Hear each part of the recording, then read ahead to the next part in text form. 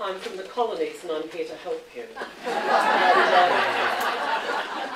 I want to help you because I want to help young women to have the pleasure of the rigour of learning. Both. I think we can find a lot of investment in rigour, which can end up in rigor mortis very quickly. And I think there's a great investment in recent years having fun with maths. I'm not interested in low challenge, nor am I interested in high threat. But low threat, high challenge learning is the sort of thing that can introduce people to the pleasure of the rigour of learning. And to me, it's those two things together which will be the thing that allows our young women to take the risks and to continue to want to learn, to build the disposition to learn once they have left our charges and once they've left our schools. I want to take an 18-year-old, these are the girls who are now currently leaving your school, your year 13, so I want to just give a sense of a snapshot, not because everybody's going to be the same. Some of you will have 18-year-olds in your own family, and you'll know that they're perhaps not quite like this. But I think we can say, post-internet, we can say that there are some generic dispositions and generic, almost idiosyncrasies among young people. So I'm going to make some claims about this person, and I'm going to give you an instance, for example, of Jana, 18 years of age. Jana was born in the same year as the internet. Have a look at what's happened in Jana's life here.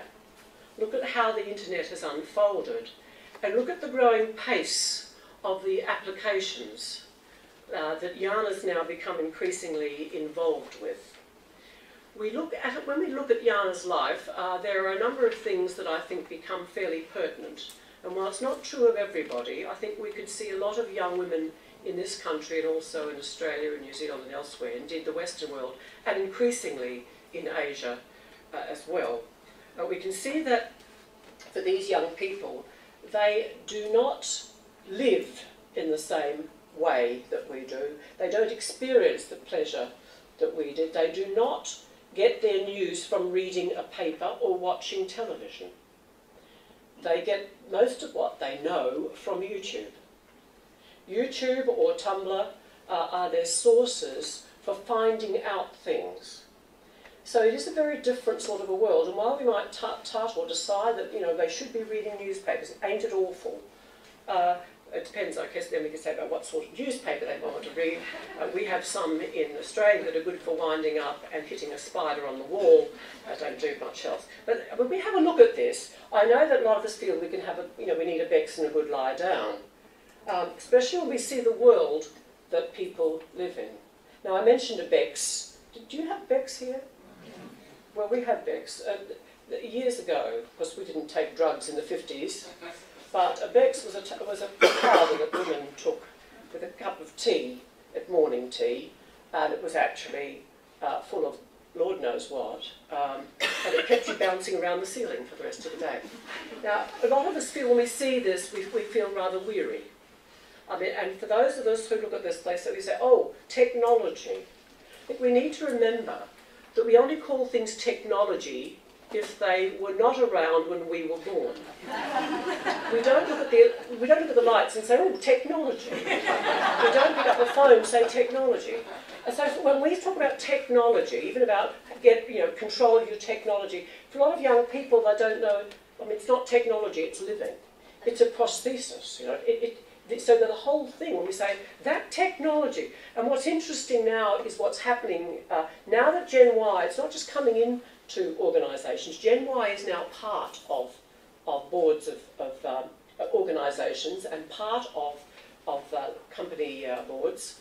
And what's happening in those organisations is increasingly a lot of issues around how we are going to deal with our technology, and a sense that of Gen Ys bumping into baby boomers about what does it mean to disport oneself appropriately around a board table, for example.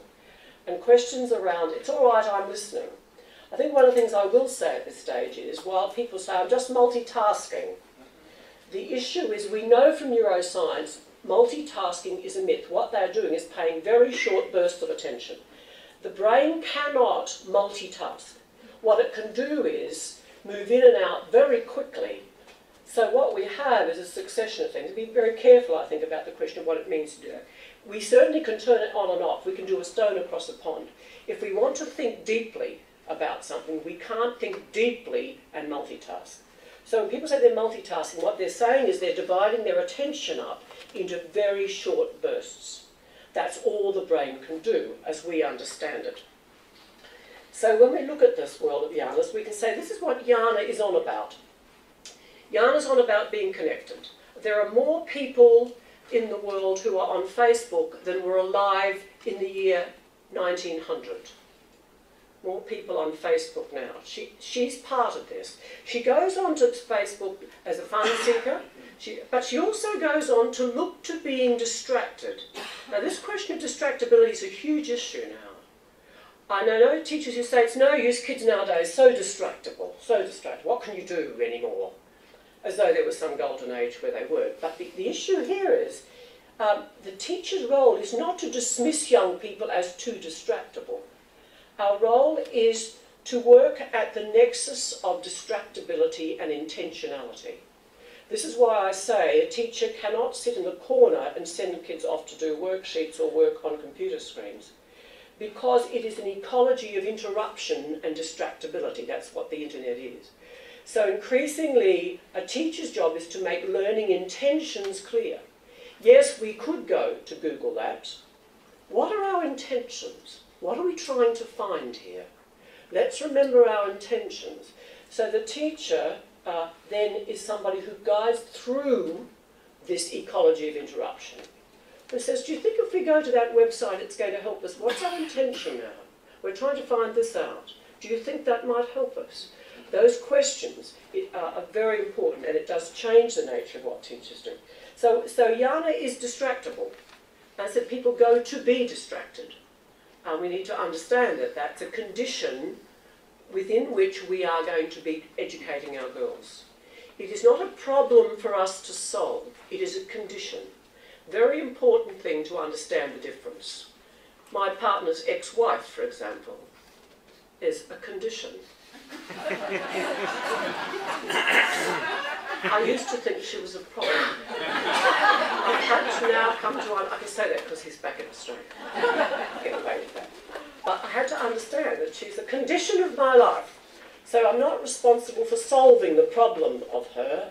I simply have to get on and manage myself in relation to her, I guess. And this is where I think we begin to think. Just as there are certain sorts of things about examinations, for example, are a condition of our times. It doesn't mean that there aren't problems around that we would want to speak out about and advocate for. At the same time, though, we are in a performance culture which we cannot wish away. So the issue is there are conditions, and we need to manage ourselves within that, and there are expectations, and there are also things that we'd be looking for beyond those conditions. Jana's on about speedy short-term solutions. She's on about yuck or wow, and it's about a nanosecond between the two of them. And she'll decide that about a teacher or a room or a subject as quickly as anything else. And that's about how long it takes. So she's very quickly to move to that. She likes trying on identities. She likes faking the feminine. She puts on big long nails, then she decides she doesn't want to do that tomorrow.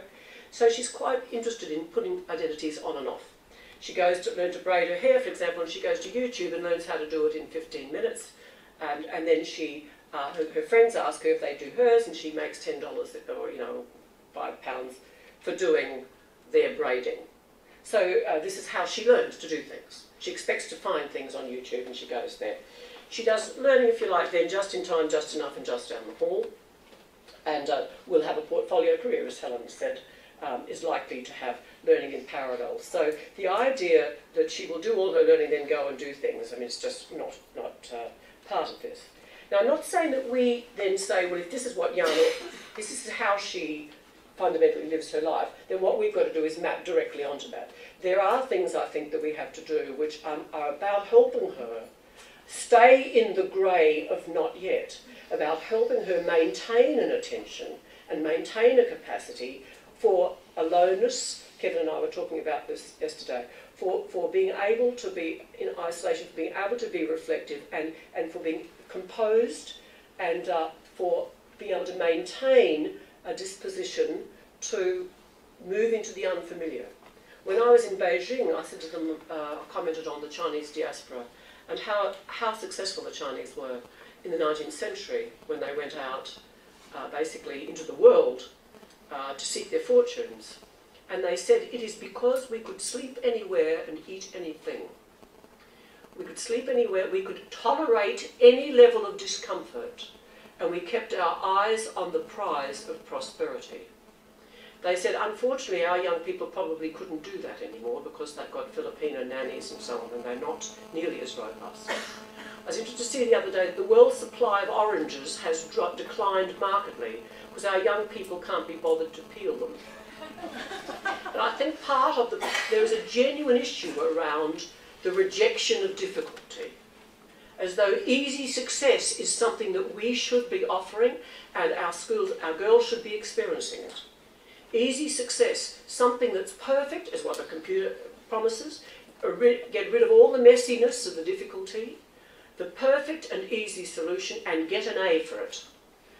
And I know that when families, when a girl got her first B, the whole family's in meltdown, especially the parents who did most of the assignment.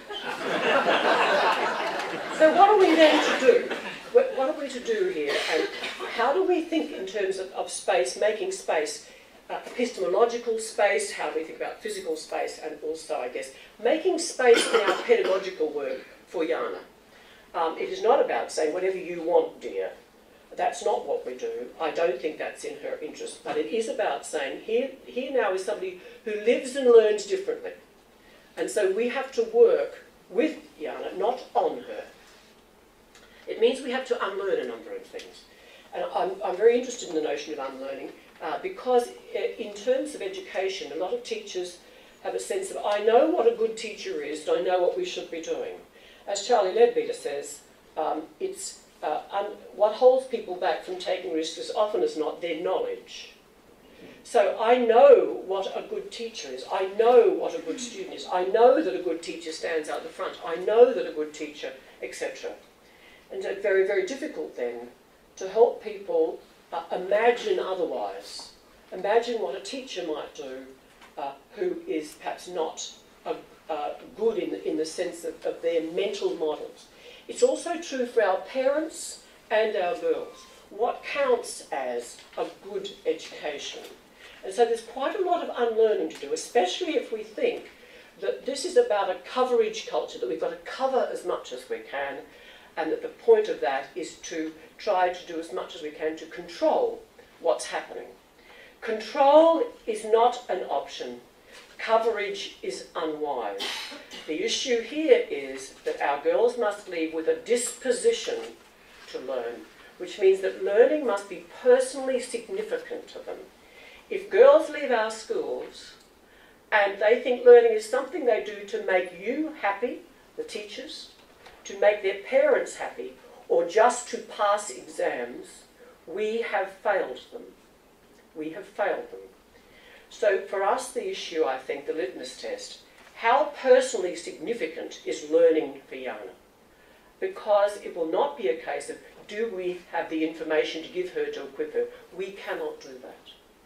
One thing we know is we cannot teach Jana what she will need to know because of the data transformation, the variety, the volume, the velocity, and the veracity of data is becoming so great that we cannot teach her.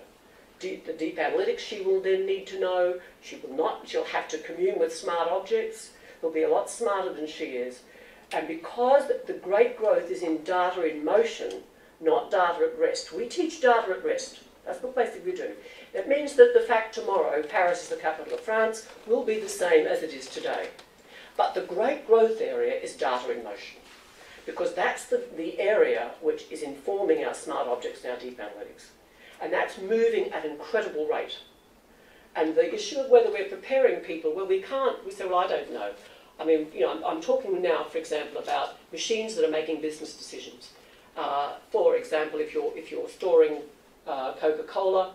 The fridge doesn't just make a decision about whether it's going to lower its temperature or raise it according to what the temperature is outside. The fridge can also make a business decision about the price of Coke given what the temperature is. Now, what's increasingly happening is our objects are going to be doing these things.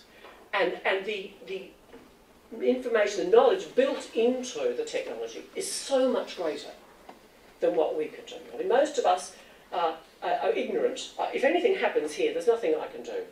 I think this is called a motherboard. I don't know. I couldn't, fix anything. The lights all go out. Someone said to me, if the internet goes down in our office, we all go home. And we start, I guess, doing Gregorian chants or something like that. But so for us, the issue is not simply be knowledgeable. I do believe that teachers need to know their disciplines. They need to love their disciplines. They have the pleasure of the rigour of their disciplines. And that's why the 19th century was so important. It gave us categories to think with. But we also know in the 21st century that disciplines are necessary but not sufficient. So we now know that we need a lot more than disciplines. It means that as teachers we have to be knowledgeable as educators, and we have to be usefully ignorant. Usefully ignorant, which means that we have to know what to do when we don't know what to do. At least help our girls to do that. Rather than being overwhelmed and terrified if we're moving into domains that we don't feel we know anything about. So that's an important learning disposition for Yana. Knowing what to do when she doesn't know what to do. That means she's able to be usefully ignorant. And so for teachers, I talk about meddling, is that they need to be good co-learners. I wonder why that didn't work out. I wonder what we can do. Can we imagine something here? They need to be good designers, not simply knowledgeable in the discipline. So I guess part of the issue here is how do we help teachers unlearn the knower? As Guy Claxton says, we all know where knowers belong, and that's Noah's Ark. Well, I actually do think that we need knowledge, we need disciplinary knowledge. But we know in this century it's not going to be enough. If we unlearn, for example, we might need, and we certainly would need to unlearn the library. I'm not going to read all these things out. But if we get to the bottom line, how unlearning the library changes things, I'm not suggesting that a library should never now be an oasis of bookish tranquility. I'm not suggesting that we say, oh, well, libraries, if there's not lots of noise and lots of key tapping and lots of power browsing and so on going on, not lots of interruption, distractibility, then we're losing out. The issue is how can we understand what we might want to provide by way of bookish tranquility, and indeed do we want bookishness at all? This is a question recently one of our girls' schools in Australia has thrown every book in their school out. Now, I think that's rather radical. They all got very overexcited. To go and sit and lie down for a while after that.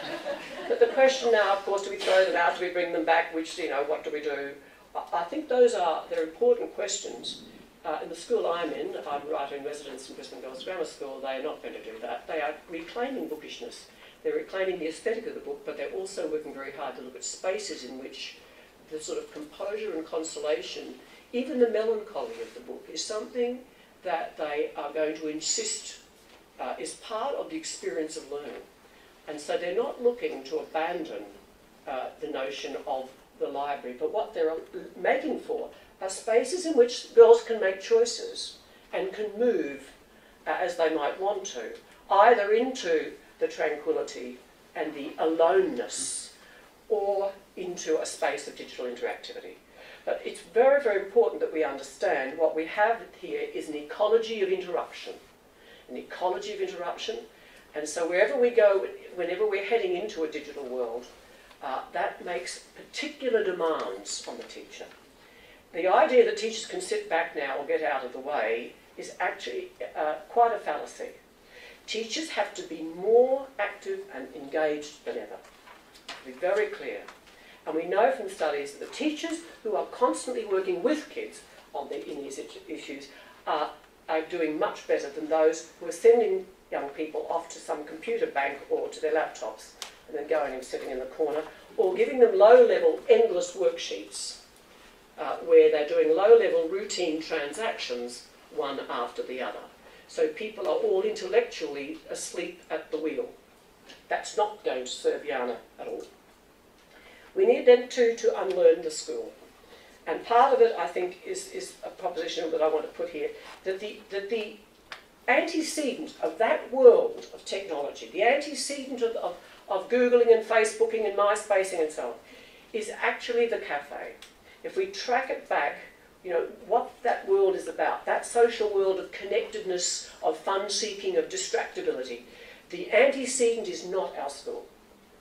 So I think it behoves us to actually recover something of the history of learning, of self-selected, self-managed learning, not mandated, prescribed learning that took us into a socially predictable place and into a predictable career. And so I've looked back at the history of here, and it's interesting, I think, to see the history of the coffee house, because this is where people came. When I say people, of course, I mean men. Unfortunate but true. And when we look at this, it looks, it's not like it's sort of rather chaotic, really, doesn't it? You know, bodies falling about, and I think, oh, please, not in my school. But there are questions now around, and I want you to notice the big round table and people gathering there. I was interested when I was looking at the history of the coffee house and how people came. Men of aspiration came, and a lot of people came for a warmth. This is the rise of the domestic house and the idea of a warm, convivial place, airy and pleasant, and of course with coffee. I found a coffee house, but they actually pumped coffee up the legs of the tables. Down below, from the kitchens below. What happened to this, I say? Where did it go? Pumped up into a big round bowl like this. And people scooped out, you know. Now, of course, nowadays we have all sorts of health and safety issues, where we couldn't have people scooping out of the same coffee bowl. But there you are, see, some knowledge gets lost. But we were lucky that when coffee came from Islam, the Pope, who was about to ban it, they actually tasted it and decided that he wouldn't after all. So we have the coffee house, and we go through, we can see it does change. And increasingly it becomes a place where people come to contest and dispute and to listen to learned people. I mean, when Isaac Newton carved up a dolphin that had come up the Thames, it was in a coffee house. It was not in a school, it was not in a university. Much to the chagrin of the universities, it actually was in a coffee house. People came to, they paid a penny, very important, they paid. They didn't just walk in the door. They paid a penny. They were read to if they were illiterate. They shared resources, the very best newspapers from the continent and so on. And the good cafe proprietors, we have a lot to learn from them as well. So bootmakers and baronets came together. What it did was wash out those sort of class distinctions. People came around to have a convivial place in which to engage and discuss, and in which to, for those who are aspirational, to become increasingly engaged with what was going on in the world. The coffee houses changed, 18th century, you get a bit more order still.